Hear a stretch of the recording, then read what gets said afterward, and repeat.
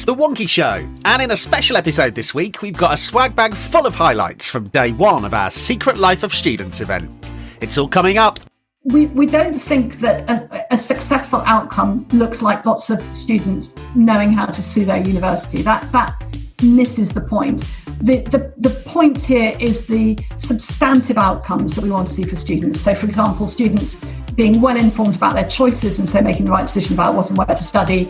It's a student having a strong...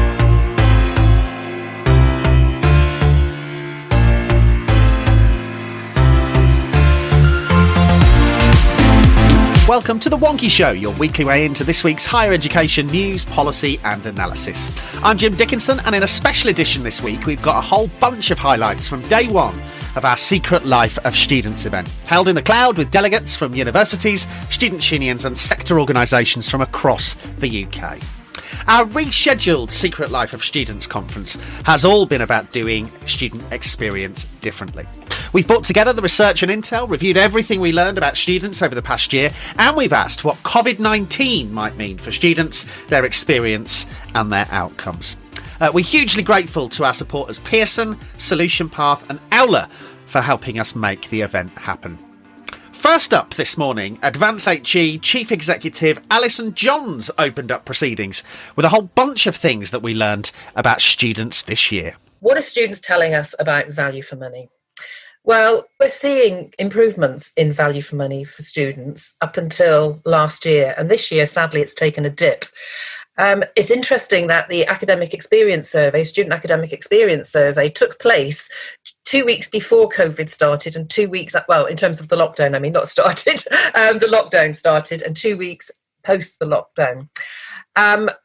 There was slight changes, but you can see generally there is a dip in perceptions of value for money. And if we look at the next slide, I think we can see perhaps where the students are coming from. So here are some of the qualitative quotes. I won't read them out to you. I'll just give you a chance to have a look at those yourselves. And I think that whilst many still equate value with face-to-face teaching experience, we will see later the importance of digital in terms of enhancing the student experience. So the two key drivers, as far as we could see, in terms of perceived value for money, were very much about the industrial action, and gosh, that seems a lifetime away, which took place in February and maybe January of this year. And then the real initial impact of COVID. And this was, I think we were all completely blindsided, and, you know, universities were finding their feet, dealing with students, dealing with safety. These are some of the things that people were saying. I think the picture has improved greatly since the first 2 weeks of lockdown. Do students think they've got good information about where their money's spent? Well, it's getting slightly better, only slightly better, and there's still a way to go, but it is going in the right direction. So I think there is a real strong message there for us as a sector, for universities to think about, particularly in the sort of the new normal, how to demonstrate how fees are spent for students to help them understand. So I think your section on turning value for money upside down on its head, look, we could probably all look at that and see, well, how could that help us think about how we demonstrate how we're investing? Now, after Alison had kicked things off, we were thrilled to welcome to Secret Life the Chief Exec of the Office for Students, Nicola Dandridge, who answered questions from Wonky's Editor-in-Chief Mark Leach on everything from the pandemic to the future of the National Student Survey. Let's have a listen. We have set up a new regulatory system, which is no mean feat in itself. We've got the registration system up and running, a compliance system up and running. We've established our access targets and have plans in place to deliver all of that. So the infrastructure is now largely in place. It's impossible to answer that question without seeing it through the lens of coronavirus, which has so impacted on how we've approached issues in terms of what we're achieving for students. And we were very clear at the beginning of this pandemic that we were going to focus on some really specific issues that really mattered. So we published guidance setting out our expectations on quality, what our expectations were there. And that was followed by guidance on consumer protection, focusing particularly on the importance of clarity to students. And that's been a theme that we've emphasised again and again over the last few months. We're doing doing a lot of work behind the scenes on financial sustainability, which may not be visible to students, but it's incredibly important that we do what we can to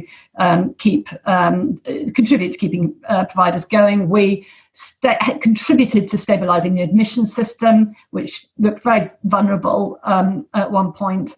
And then, whole sorts of plans for the future as term begins. So I suspect we'll come back to most of these things, but it's been a massive agenda. And I think what we're trying to do now is keep on track and develop the core work that we were planning anyway. It's been delayed by coronavirus inevitably, but real priorities over the next few months in terms of consultations on quality and consumer protection. But at the same time, really thinking through how we can add value in the context of coronavirus over what's going to be incredibly challenging few months. Thanks, Nicola. So let's start with coronavirus then. I mean, one of the key issues that it's thrown up is that digital divide.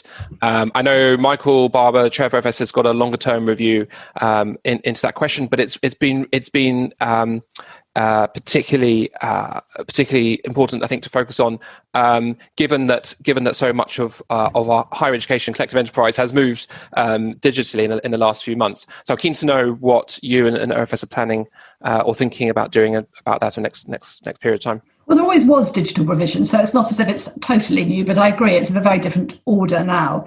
And certainly in terms of how we're approaching our core regulatory functions, that will continue. As I said before, our expectations in terms of quality outcomes and clarity of communications with students will continue. So, for example, if a course does go online, then we would have expected the students to have known that would happen, and it would have been clearly communicated.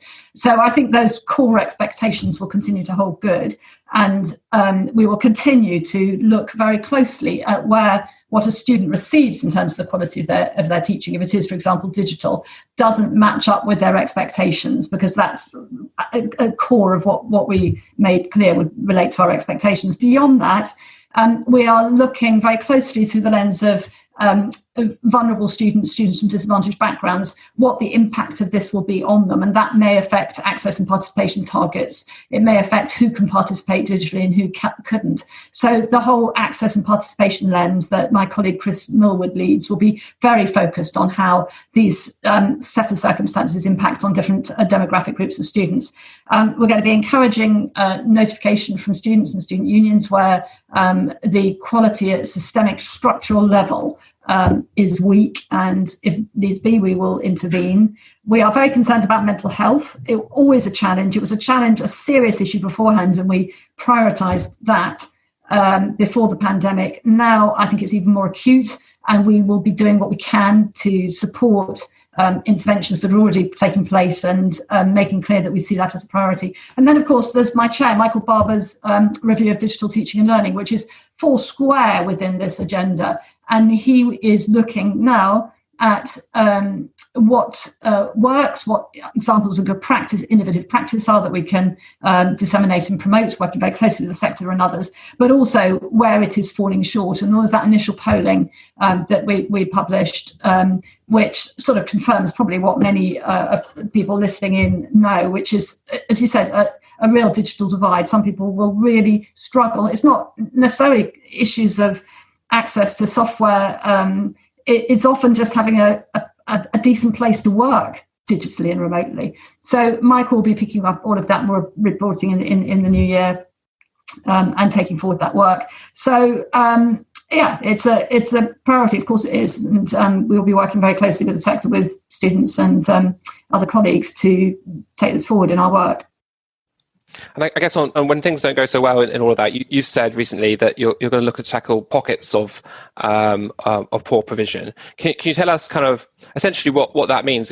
Are you talking about kind of subjects or programs or providers and kind of, I guess, what you're looking for and how you're looking for it, and where basically? Yeah, that, Mark, actually relates to a consultation that we are proposing to put out very shortly on looking again at our approach to condition B3, which is student outcomes. And what we will be proposing is that, as well as approaching it from a provider in aggregate, if you like, we also are interested in looking at how we can focus in and drill down on structural elements of university or college's provision, which may be weak. So that could be courses. It could be impact on particular demographic groups of students. For example, if the university or college is not delivering good outcomes for Black students or disabled students, whatever it may be. It could be mode of study, so it could be that there's weaknesses in terms of postgraduate provision, for example, or part-time provision. So it's explicitly opening up for debate the possibility of us intervening in a more sophisticated way than we are able to do currently. So that's a proposition, it's consultation, and we'll be getting people's views. We're very keen to get students' views on this as well, and student unions. So as soon as that's launched, we will want to be in touch and hear from people. But that was the context in which I said that. And I think we feel that's quite an important element of our regulatory approach. We think it should be, but clearly we need people's views on it. When do you expect that consultation to launch? Next few weeks. Next few weeks. And is this for implementation during this academic year or for future years? I think it's unlikely for this. No, it can't be, actually. We've got to consult properly on this, so it can't be for 2021. Okay. So consumer rights have obviously been in the headlines over the last few months, particularly over the strikes, and then obviously coronavirus. And I don't think this is a particularly controversial statement to say that students probably don't really understand their rights, and it's the whole system is pretty complicated, even for us policy wonks, let alone students coming into it, and lots of kind of conflicting information and actually misinformation you see all over the place, even from often trusted sources. Just this week, like Money Saving Expert, for example, completely misunderstanding again the student system. I'm really interested to know what OFS is going to do about this. And we spoke a long time ago about OFS's interaction with students directly, and I think this is kind of the crux of it. And I'm really interested to know how you see that in that point of interaction, and how you might help students understand what their rights are in all of this. This is a huge and fascinating area, and you're right.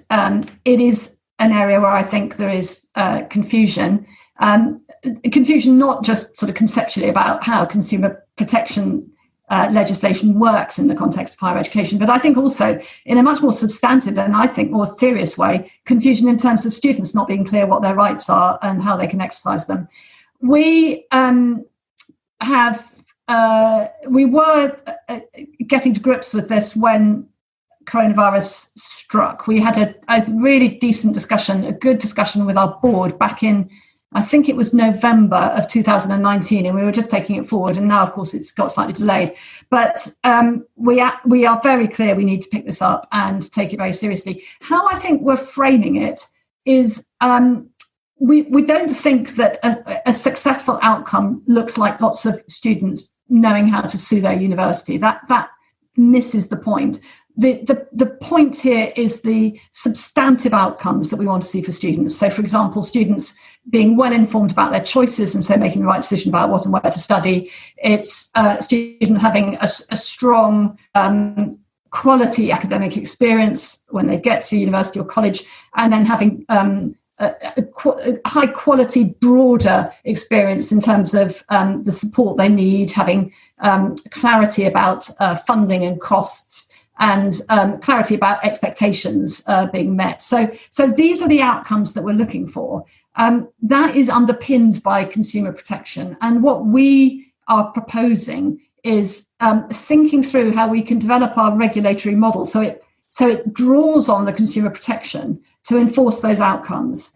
That's a bit of a theoretical way into it, but I think it's the only way of making sense of this. So what does that look like in practice? Well, at the moment, we've got our C conditions, which require providers to have due regard to guidance, which effectively is the CMA guidance. And what we were proposing back in November, and we want to start taking this forward, is actually we look again at whether that's the best way to construct clarity around consumer protection rights to inform and support those substantive outcomes. And we think we could do much more on this. We really want to engage with the issue of student contracts and how that can inform this. But as I said right at the beginning, Mark, this is not about encouraging individual litigation. which goes to your point about what's our relationship with students. We don't see our role as encouraging individual litigation, even though, of course, students have rights and they need to know really importantly, they need to know what their rights are. But what we want to do is embody the consumer protection regulation in our approach, so that effectively we do the work for those students, if you like, and try and achieve those outcomes, drawing on consumer protection regulation as a way of doing that. That might sense it's quite difficult to explain, but I think do you see what I'm getting at here? Alongside all of that, of course, it's really important students know they have individual rights to complain to the OIAHE. That's just absolutely critical, and we will be promoting and encouraging it as we do now, and also through individual legal rights. But we don't see that as being the solution, really. They exist, they're important, but they underpin, from our perspective, a regulatory approach, which we think does need to be clearer. And as soon as we can get to it, we will. I think the difficulty at the moment with this, and indeed other things, is that we need to consult, quite rightly, we need to consult and get people's views. And it's just very difficult to reasonably expect people to contribute the time and thought to this when they're dealing with the coronavirus pandemic. So there's a timing issue here. And we just have to acknowledge that is slowing us down, which is frustrating because it's really important, but that's how it is. Great stuff. Now, later this morning, we were thrilled to welcome to Secret Life Libby Farrier-Williams. Libby's a lecturer at St Mary's University in Twickenham, a former Students' Union sabbatical officer, and the author of a rather unique PhD thesis on students and the value they get from the student experience. Let's hear a bit. Some background to kind of give you an idea of where this came from and why I wanted to understand value. Myself as a student, as an undergrad student, I felt like I was very coasting along. I was a 2-2 student. I was part of different clubs, but I didn't feel like anything was tailored for me. And often, actually, the things that I valued as a student was some of the social side, my friendships. And again, I felt like that wasn't what the university wanted me to value. And when I went on to be Vice President of Education, I then started sitting in these academic meetings, and I realised that a lot of the policies that we come up with, decision making, was always for first class students or for failing students. And while that's great, actually there's a huge bunch of students in the middle that could do better, could get better grades, and we're ignoring sometimes what they value, and we're not giving them the chances to succeed. And I think that's even more prominent today. We have a record number of students. They all come in, we're focusing on widening participation strategies, more equality and diversity strategies, which is great. And it also means that the student experience is really complex now. They are going through different challenges, different responsibilities, and they've probably got different aims and outcomes. It's not all about, I'm going to get a first and go off to this career. A lot of them don't actually know where they're going. And then it's around these buzzwords, these words of engagement, value and satisfaction that, it was just mentioned that we keep hearing them. And we've come up with an ideal. We've said this is what value is, this is what engagement is. But actually the student voice of what that is has been lost, or it's been always reliant on a survey that, let's be honest, a lot of the times only certain students fill out those surveys. So we lose a lot of that, but we're using it in all our ranking systems in things like QAA and TEF. We're relying on those terms. And then it also is along with that, I have a marketing background, so I come with that idea. And the issue that I don't like the term student as consumers, and I avoid that. But I think the good thing about current marketing practice is that it's very consumer orientated. So it puts the students in the heart of decision making. It works as a partnership, and it works for that relational factor. So what I did, as I said, I did a very unique methodology that I haven't actually seen done at the intensity level that I did it. I did an ethnography. So what that means is that I went in and pretended to be a student. So I did that for 16 months, and I acted as one of them. I did covert research. They didn't know who I was. I joined sports clubs, societies. I had a part-time job. I went on nights out drinking. I went to lectures and seminars. I sat in the library working. Anything I could think of, I did. And it was intense. I couldn't do it again because it would exhaust me. I also couldn't get away with looking 20 again. But it was really fun. And they are 24/7 communicating with one another. I had texts at 3 a.m, can I come round? And, this has upset me. This has annoyed me. Shall we catch up? And it's 24/7. I was out writing notes on my phone when I could get a split second away from people. I was writing on napkins if I didn't have anything to write on and quickly heard something that was really good. So it was really intense. There were times that I did tell students who I was. That was ethical reasons. So I told, for example, the Pride Society, the Christian Union Society that I went to. I just felt that I couldn't pretend to be part of that group or share that experience. And I also, a couple of girls actually told me some really in-depth mental health crises that were going on. They got themselves in very dangerous situations where they relied on their friends for support. They didn't rely on family, and they didn't tell the university, or the university couldn't help them because of restrictions, rules, whatever those are. And it was those circumstances where I said, actually, you're trusting me and telling me this. I need to be honest and try and help you as well. So that's the background of what I did, and try to get through how intense that was. Extraordinary. And we had some great questions in for Libby too. So let's catch up with a couple. Obviously, so you did this after being a student officer, right? Yes. So last week, I'm on the phone, on Zoom like this, with a bunch of SABs 3 times on the Monday, talking to people about whether or not, realistically, students are going to declare their symptoms if they have COVID symptoms, or whether they'll just sort of leave it for 48 hours. Yeah. Do you know what I mean? Yeah. And one of the things that one of the SABs said to me was, no one ever asks them questions like that inside their university. So they feel like they're asked a professional question and they have to give a professional answer. And often they don't share what they think students really think. And they're the student reps.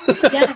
So I'm just interested in your perception on, going from being an actual kind of student to that thing where you have to sort of, be smart and respond in the appropriate way in a meeting. And then suddenly you're sort of triangulating both of those things and trying to work out what the difference is. What are the kind of differences between those? And how might we get, I guess, more honest answers out of the student reps and course reps and SABs that we've got? When I was the student rep, I didn't realise kind of how lucky I was until I went to sort of those conferences with other reps, other sabbatical officers, because actually at my institution, we had a very good relationship with the staff where we could be very honest. And I think I was also lucky. It's Nottingham Trent isn't a Russell group. It is a bit more aware of that, and it was doing quite a lot around student engagement at the time.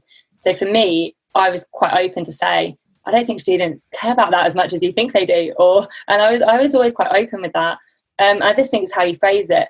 But I think universities, and they are getting a lot better at this, have to start realising that we have to be student orientated, and it might not be what you want to hear. And you might feel, I'm a research university and that's what we're here to do and we teach this way. But actually we have to be listening to those demands and those wants. If we're going to offer what we want, even if it's not something we think or we think they want and need, it is hard. And I think that's sort of a cultural shift that has to happen between the institution and the student union. Lots of the kind of stuff that comes out around teaching tends to sort of contrast this idea of the kind of teaching performance, the performance of the contact hour. Yeah. And some of that debate has gone on over the past few months, actually, about whether or not the contact hour should be synchronous or asynchronous and so on, versus the value of learning. And, there's research that says students learn more when they go and find stuff themselves, and it's not really about synchronous stuff. But there's also research that says, actually, students who don't experience the kind of performance of learning feel like they're not getting bang for buck. So how on earth do we normally, let alone during COVID, how do we make sense of this kind of dichotomy between this notion of the kind of polished PDF or physical performance of teaching, and then the reality, which is students seem to learn more when they go and find it themselves? I do a combination. I'm going to be doing online learning this year. So something that I am a big fan of is bite-sized lectures. So 15-minute, here's the content, here's an activity to go with the content where you can. Obviously, it's not always possible when you have 400 in a lecture theatre, but, keeping it a lot more bite-sized with breaks to go and do other little bits of work. I also think when talking to students, they already assume that you're the expert in this field. They don't need you to stand there and talk about, this is my perfect looking slide with every key thing. And sometimes they actually want you to come down a bit to their level when you're communicating, get along with them a lot better. It appears more approachable as well for their communication with you. They're more likely to ask you questions, and combining that. And I'm a big fan in group activities.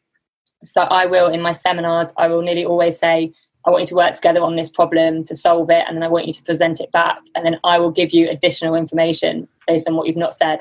Or student-led seminars where they have a week to come up with a topic and talk about it at the beginning, and then I'll say, okay, I'll finish off the lecture based on what you might have missed or add additional things.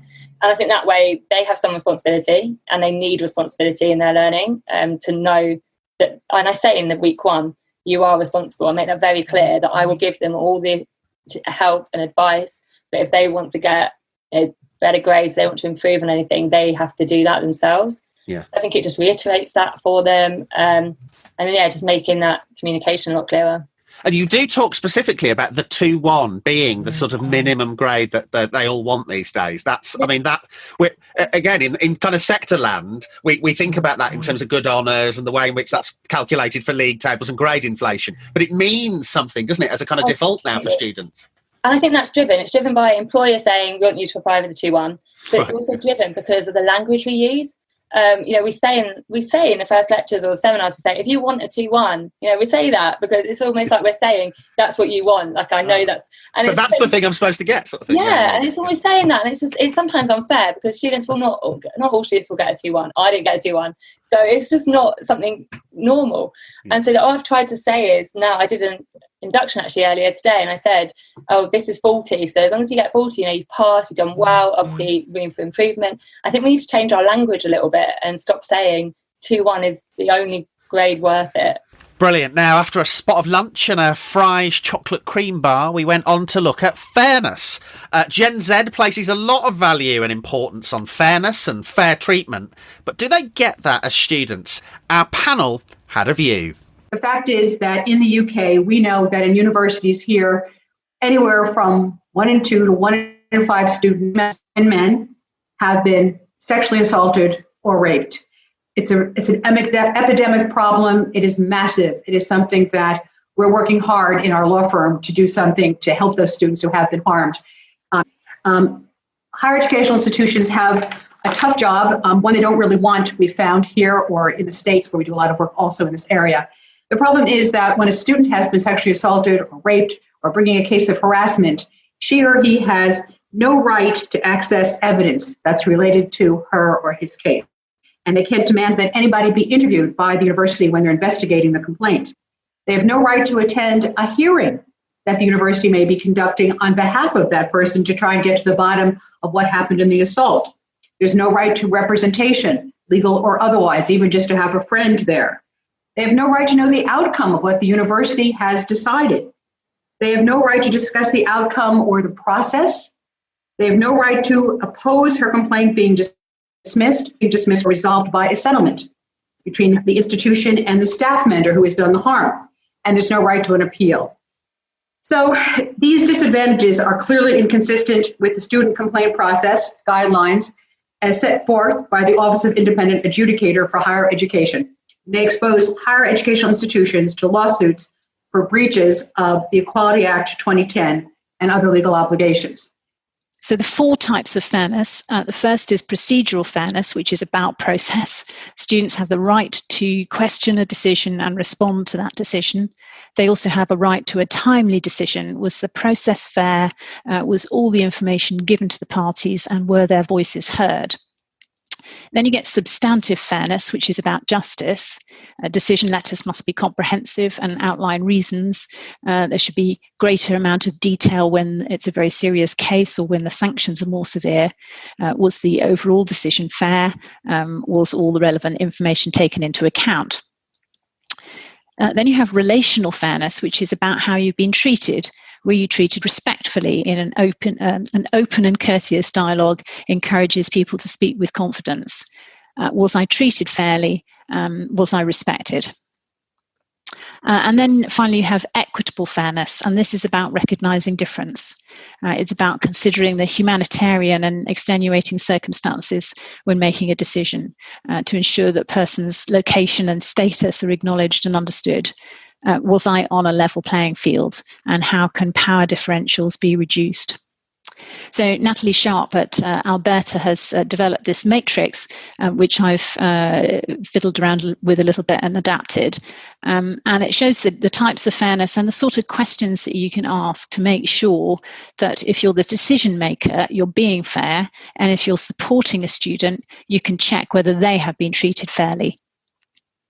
So under fairness, procedural fairness, you get due process. Does the student have enough information, and so on? Substantive fairness, do I have the authority to make this decision?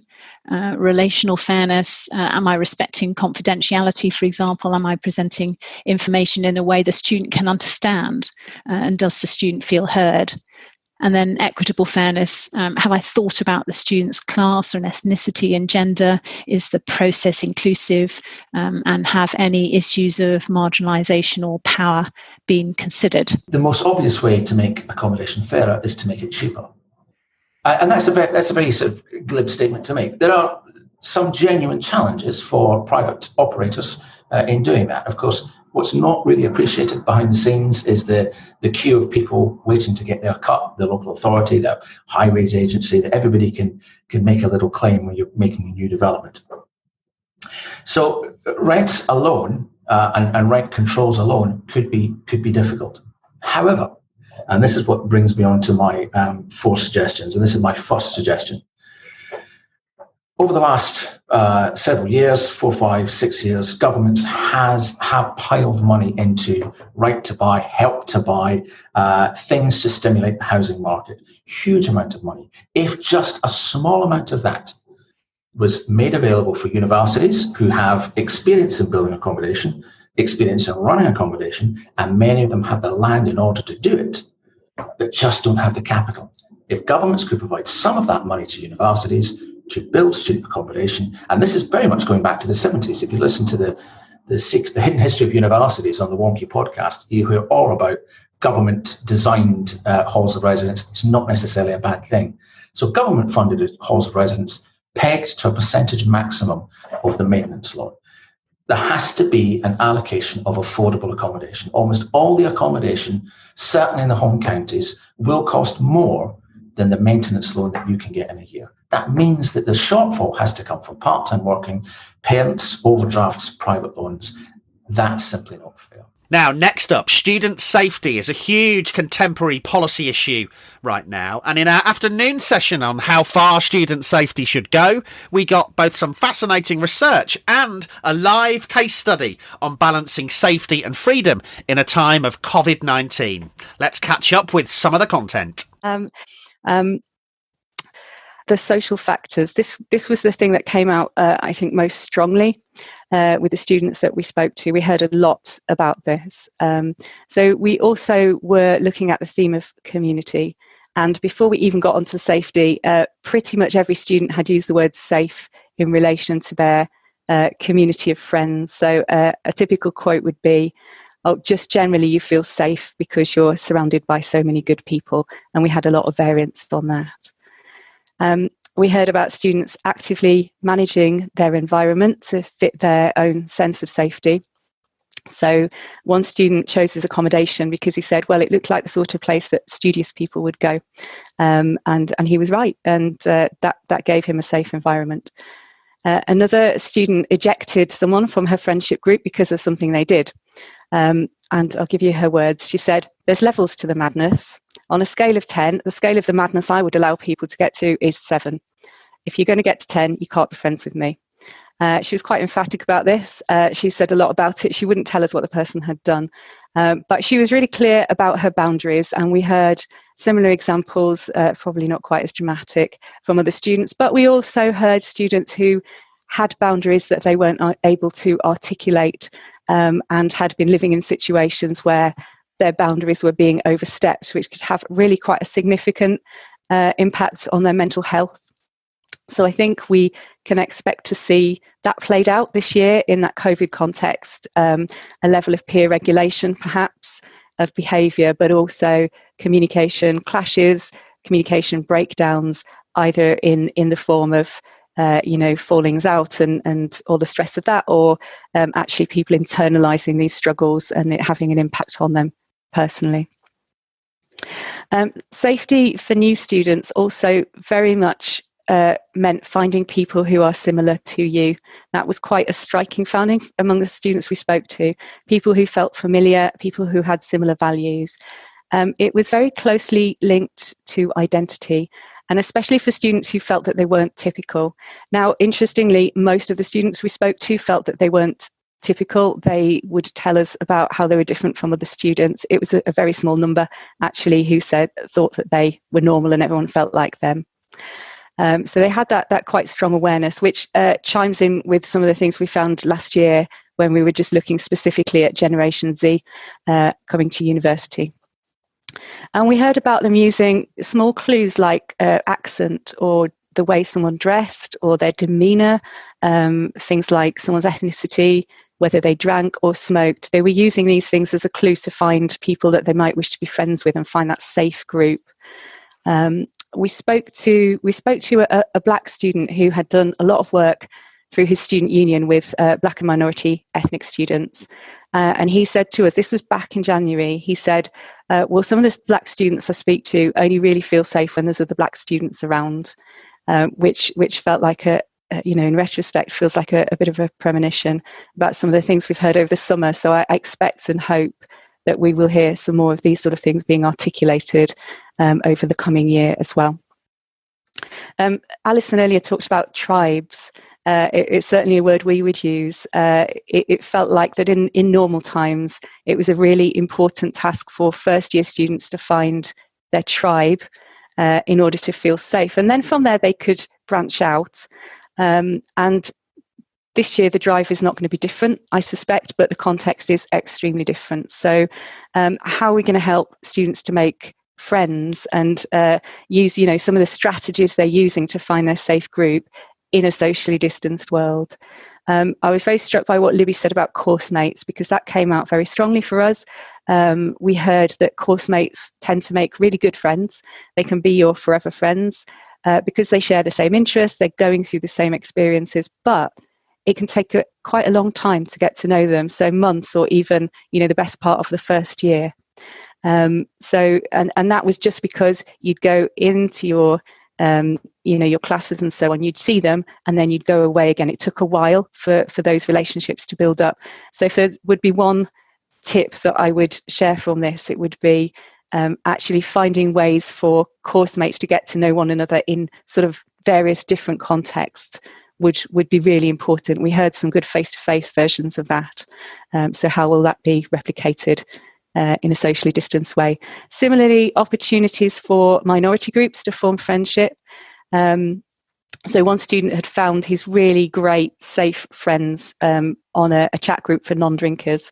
So they came from lots of different backgrounds, but none of them wanted to drink at university, and that really helped him. So just sort of creative approaches like this would maybe replicate some of those visual clues, auditory clues, and so on that students are using just to find who's my safe group, who's my happy group.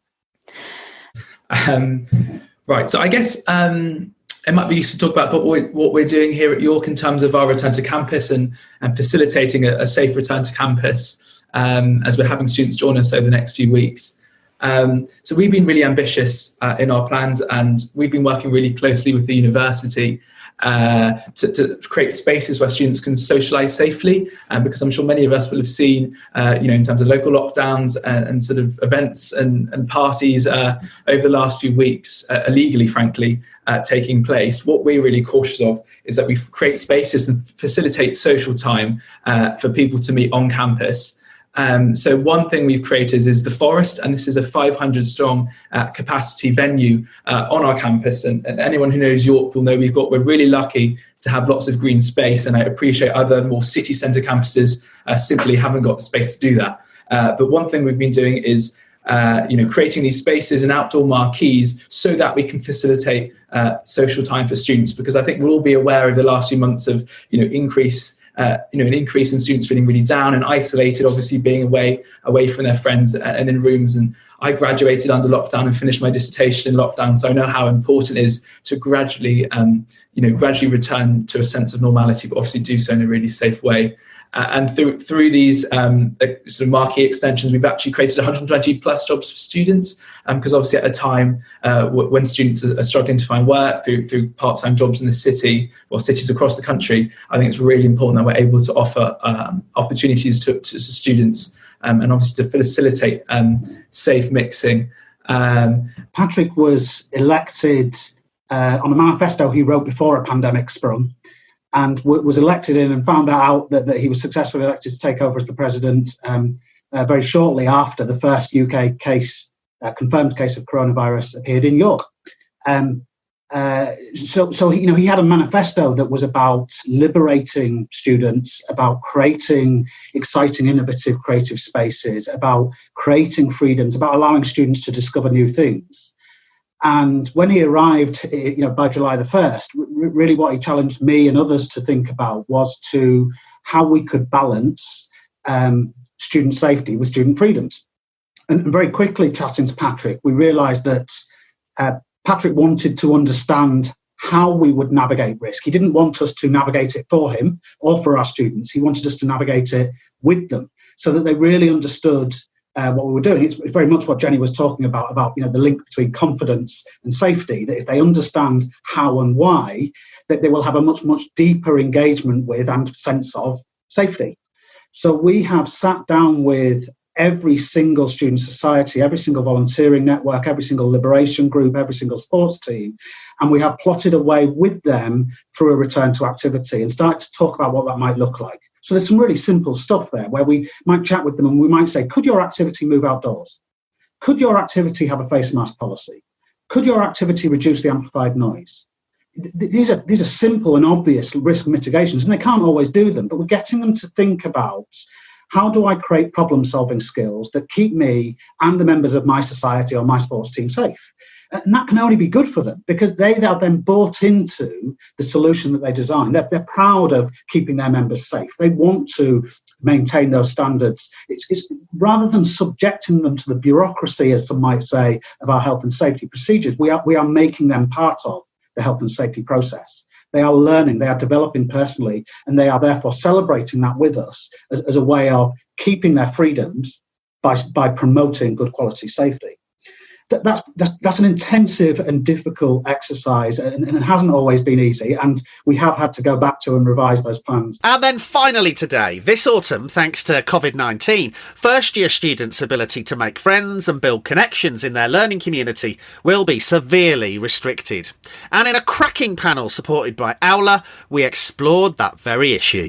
So I work with universities on tackling inequality, whether that's structural inequality as a whole or specific manifestations of that, such as awarding gaps, harassment, hate crime, or learning, teaching and curriculum which excludes, silences or otherwise fails to meet the needs of diverse learners.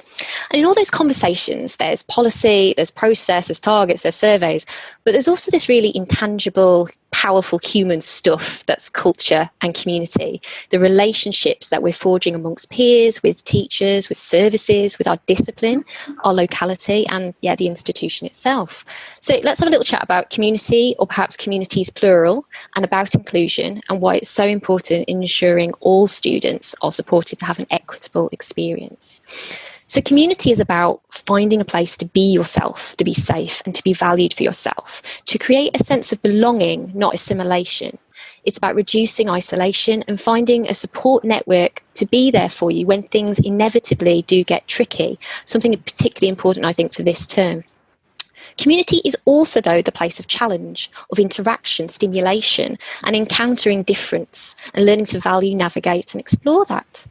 For the university, this is all really important for things like increased retention, engagement and partnerships, for ensuring what we call good relations between different groups and backgrounds, and for the academic pipeline, if you will. This is about really welcoming people early into a rich and thriving community to counter imposter syndrome, to ensure we've got diverse scholarship and stronger academic disciplines. So my challenge is actually to transport these wonderful facilities to an online, facility, and obviously to build a community. And I would say that perhaps building a community is more of a mindset than anything else. And for me, what has inspired me is that for the whole of my life, actually, I've been a disabled person. And when I was a student, I didn't have any access to the building because I couldn't physically access the building. So I missed about 70% of my education, and I had to just get on with it and find a way of learning. And it was really not easy. But one person brought me my homework every day, and that saved my life. And so for me, this idea of coming together and really helping one another is really powerful, because that's something that I have experienced quite well. So I've been building communities for quite a while, and obviously online and face-to-face. And I would like to speak to you about perhaps a very practical way of building a community and how I've gone about it. So I'm going to give you some very specific ways. So the first thing I would like to tell you is that, as I said before, building a community is more of a mindset. There isn't a simple recipe that you follow like a book, And I would say that the first thing, especially online, is that a community needs a home.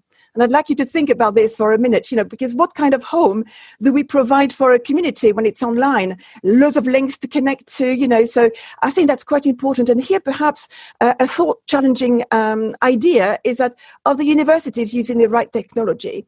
I mean, are we on Zoom for a special purpose here? But, I'm quite allergic to a lot of tools that the university is asking me to actually engage with. And I've decided to be quite rebellious and not to engage with these tools because they don't suit me. So some form of flexibility is quite required if we want to provide communities with a home. For me, a home has got to be easy to use. It's got to be a place where everybody can contribute on an equal footing. It's got to be visually appealing. It's got to be on an app with notifications so that you've got your mobile phone and you can access it whenever you go. It's got to be familiar and intuitive, and it's got to be there for you. Then, if you've got a home, it's got to be inviting.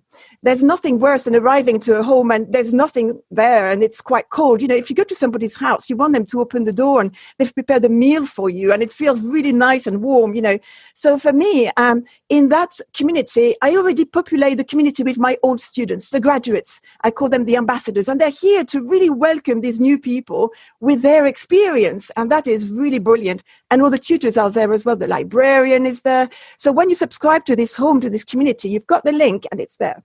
What is one of my favourite topics, which is building community and a sense of belonging with students. The reason that this is one of my favourite topics is because as an educator, building community and creating a sense of belonging and community with my students had a very significant and really quite quick, so we're talking here within one semester, but a really significant and positive impact on a number of things. So on their grades, on their rates of participation, on their satisfaction scores, which we found out at the end of the year, and on also on their reported levels of happiness and well-being. And what's hopefully reassuring, maybe even exciting for everybody, is that a lot of the community that I and others have built and maintained among our students has been powered by technology. So it's happened online. I think often when we talk about building community and belonging, we often assume that in the flesh is best. But in fact, the evidence suggests that where we build community is probably a lot less important than how we go about doing it. So the first tip that I have is, when you're working online, take time, and I think, again, Danielle, you made this point brilliantly, and I couldn't agree more, take time to conduct introductory activities which enable students to get to know both you as an educator and one another in ways which are meaningful and complex and real, rather than transactional and formal and superficial. And these sorts of activities are so often seen as a nice to have, but actually the literature shows that they play a really critical part in laying, particularly at the beginning, so in laying foundations that are then necessary for building community and a sense of belonging. I'm just going to run through the sort of 5 key things that we wrote down for ourselves at the start of this. And one is probably the biggest topic of all, which is about this idea of shifting our mindset away from thinking of students within a student union context as consumers of services, and thinking more of them as citizens within the student community at the University of Bath, and everything that means in terms of thinking about that citizen-focused approach. And everything that falls from that sort of makes sense in that context. So our focus has been much more around maximising opportunities for students to contribute to their communities, rather than trying to focus on helping them get the most out of their time, that kind of transactional relationship that we were really focused on before. We're asking students to think about ourselves as a community, but thinking about how we create that community together. And again, that's a shift away from us thinking about that individualistic, your time at Bath and what you get from that there. It really struck me in terms of a community needs at home. And when coronavirus struck and we all went into lockdown, our student communities needed at home because they all fled campus, they all went back to their homes. With a few that were stuck on campus, we need to relocate those communities in a platform that could be suitable for everyone, and that could reach everyone in such a drastic and dramatic time. And that's why we created Corona Community, which was initiated by the officers, and it was just a simple group on Facebook in order to keep our community alive. And there were very interactive activities, and I'm really glad that a lot of what we did fitted with what Philippa mentioned before in terms of creating an online community, because we really winged it at the beginning. However, what we have done has really worked in terms of what Philippa mentioned before. In terms of, yes, we started putting in content, and we were running daily workouts, baking challenges, and that was at the beginning facilitated by the officers. But the real magic happened when the students started piling in. And that really showed what we were thinking in our strategy in terms of students want to contribute to their community. They really want to shape their community and make it better, which worked very well in our document, but that was the first time that we fully saw it in practice. And it was incredible to see just how incredible it was and how that fed more and more engagement. We had around 4,000 members of that group, of which a vast majority were active to some extent during that. And it was a community rather than an organizational action. And again, it's that shift from officers as figureheads to facilitators. Great stuff. So that's about it for this week. Back to our normal format next week. Remember, to delve deeper into anything we've discussed today, you'll find links in the show notes. Don't forget you can subscribe to the podcast automatically. Just search for The Wonky Show via Apple Podcasts or your favourite Android podcast directory. Or you'll find the feed you need on wonky.com/podcast. And if you fancy appearing as a guest on The Wonky Show, do drop us an email on team@wonky.com and we'll be in touch. So thanks to all of our speakers and panellists, sponsors for Secret Life, Pearson, Aula and Solution Path, and the whole team at Wonky, of course, for making everything happen behind the scenes. Until next week, stay wonky.